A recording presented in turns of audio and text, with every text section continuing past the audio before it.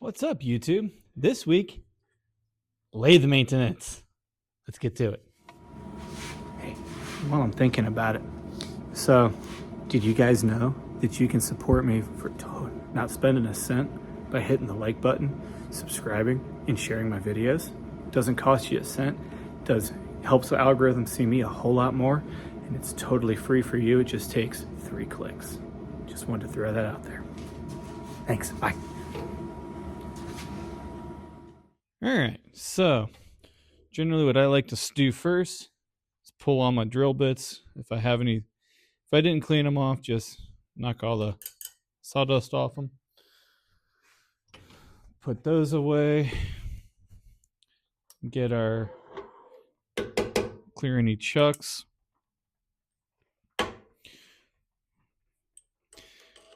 And this is where I'm going to use my buddy Josh's favorite thing, some WD-40.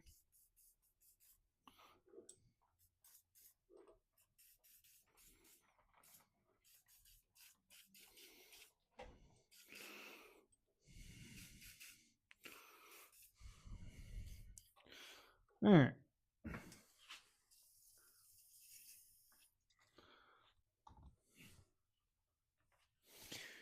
I got one. Sorry, I'm spraying down all my chucks off camera too, because I only have 4 of them. You guys only see usually 2, which is going to be changing here soon because I keep the other 2 set up for bowls because they're a bit more secure. They take a little longer to use for quick changeouts though. So next up, we pull the tailstock. We pull what's called the banjo, which is what holds your tool rest. I also just realized I got some screws right here that are supposed to be sticking out, and somehow I'm really happy they worked in and didn't fall out, because I also have an extension bed that I pop in there, drop it down. This is the color this bed should be. As you can tell, it's a little off, which means it's definitely past time to clean it. I usually do this about twice a year. So I start off with just a quick, just kind of knock everything off. In the summer, I'll actually blow this thing off about once a week. But since it's winter and rainy and I don't want to get a bunch of junk in here right now, I'm not going to open the door and blow it. So with that said, next up, I need my drill. This is, I bought this just to sand on bowls when I'm using the lathe.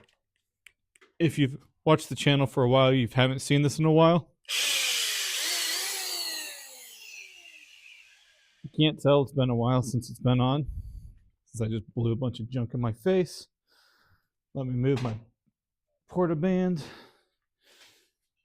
Now, in order to get all this stuff off, I just use a little WD-40 and put a nice heavy coat down.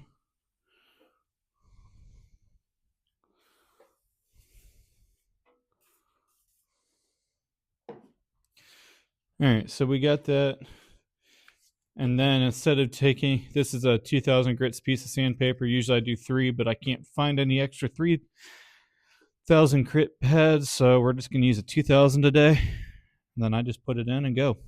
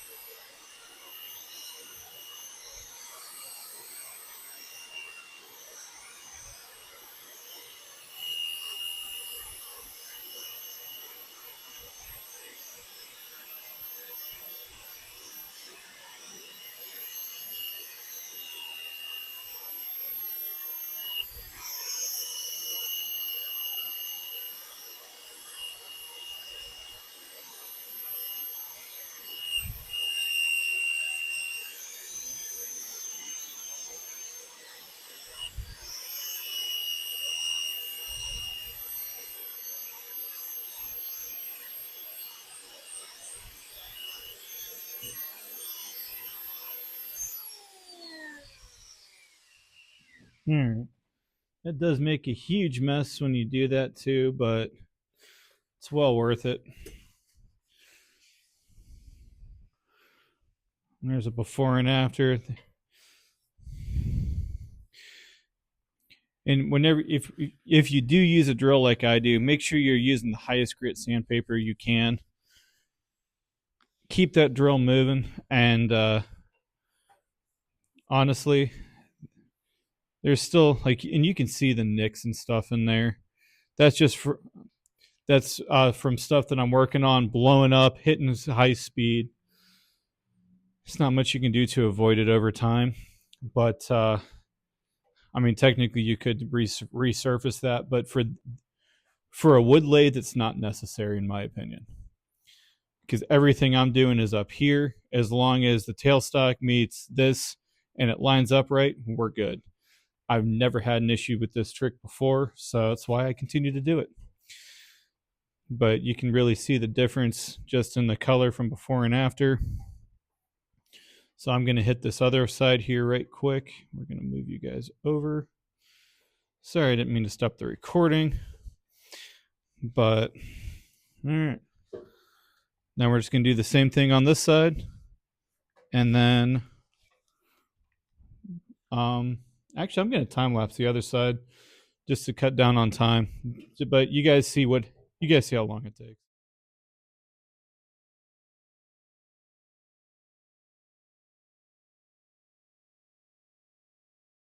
All right. So that's all sanded up. I really hope you guys can see the difference in that camera, because in person this looks some completely different. It's definitely still has some pitting in the bed, which, I mean, it happens over time, unfortunately. But like I say, it is a wood lathe. You don't need extreme precision. But I need to go grab some. Sorry, I wasn't just getting a drink, honest. Okay, maybe I was. Back to the thing I recommend every pen turner pick up and invest is a good pair of Welpers.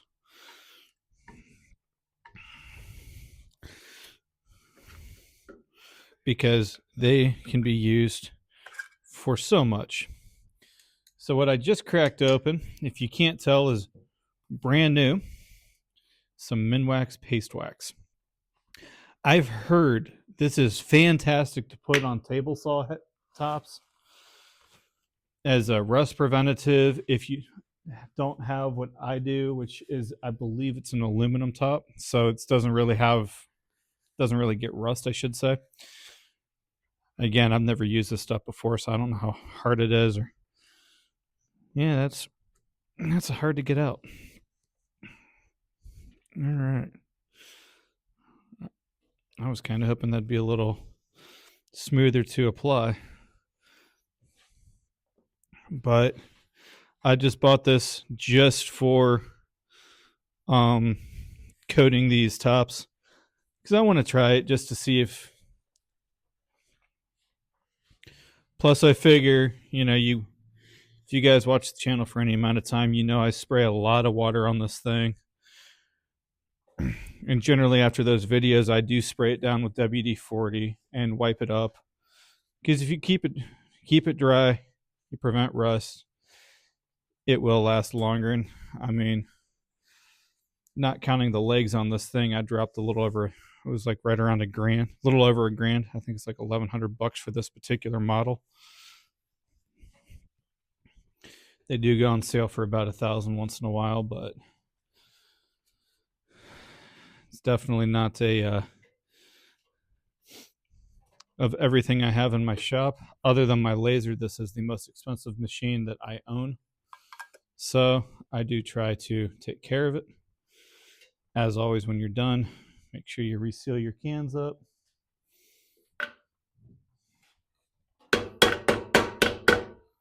Oh, gotta love the random mallets that I keep around. I try to keep all the tools I need for my lathe hanging on the wall right behind, just at a site where you guys normally don't see.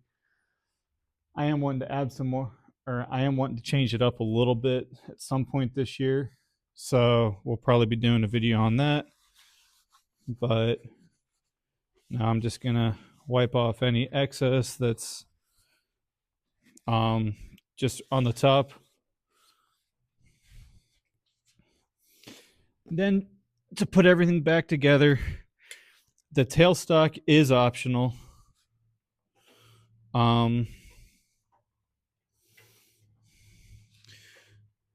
So then when you do this, this piece wobbles around. You just kind of gotta get it started and then slide it on over.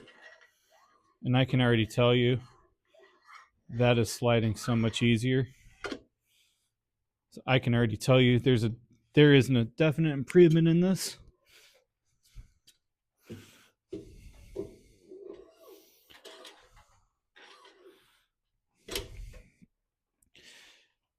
And there we go. All right. So that's our maintenance on the lathe. This is my wall of tools and where I keep everything. I'm wanting to get another one of these and get this half panel out and just bring the whole thing down. I might down underneath here a little bit further down if I can angle it. Sorry. There we go. Didn't mean to flip you guys around that aggressively. These are magnetic rails, so things like my bottle stopper mandrel, which just it threads straight into there. I'll stick on there, and eventually what I'm wanting to do is get something to, I just realized how I'm probably going to do that actually. I want to get some dowel rods to be able to hold all of my chucks and have it probably, if not like right over there, between just above my light switch, which is right there, and there's no way I can angle. I got too much charging stuff right there to angle this over any further. So yeah, because that's two of my chucks right there. That's our pen drilling, and that's what I use for the tops. The other style is this. This one does not take the whammy bar. It actually requires a chuck key to open and close it. I have another one on the other side of my table right here. This is still set up for the biggest bowl I ever turned last summer. I was going to do a video on it, but I had to do some things that were too sketchy. I'm not teaching anybody how to do because it threw off at me twice. It was not fun till I got it on the other one that closes smaller. Maybe I did use this one. I don't remember now. I used this one or the other one to lock it. I think it was this one because that thing was huge. And it was every bit of 15 3/4 inches wide when I. No, I think it was actually like it was like 15 7/8 diameter, which is why this lathe can turn up to 16 inches. I had no extra room. So, and they don't even make a chuck, they don't even make a block big enough to hold it. So, and because I have to do it everything in reverse, I couldn't even get a tailstock on it to hold it in, because if I could have done that, I would have showed you guys how to do that, because that's easy. But yeah, so with that, I will say cat in the hat, dappy dat, and I'm about to go make a mess. Ooh, it's all beaded up. So with that, I will say see y'all later, folks. Cat in the hat, dappy dat. Have a good one. Be safe in the shop. And if you guys got anything else you want to see done, please let me know. I'm just going through getting stuff cleaned up and ready for the spring, and trying to get some inventory made as well. So yeah, see you guys later.